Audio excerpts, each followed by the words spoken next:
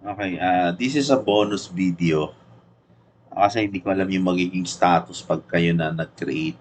Kagaya ngayon, no, since this is a case study or this is a new domain, tinetesting ko kanina yung site. Okay. So, hindi pa siya masyadong nagmamaterialize eh. So, kagaya kanina nung nasa training natin sabi 48 hours. Okay, yun. Medyo gumana na siya this time. Pero just in case na hindi siya gumana, okay, balik kayo sa menu. Okay, tapos hanapin niyo yung SSL or Control F, SSL. So, click nyo lang to. Then, ah pwede natin i-activate lang natin. Okay, teka.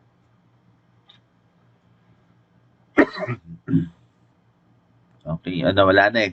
Kanina iba pa yung menu nito. I think this is the one nata. Wala na, ayun. So ito, so check nyo lang to tapos run auto SSL. Okay, kung sakaling hindi pa siya gumagana. Pero since now, nag-test tayo ulit, ayan o, okay na, nag-appear na siya. So it means the website is working already. Ayan. Okay?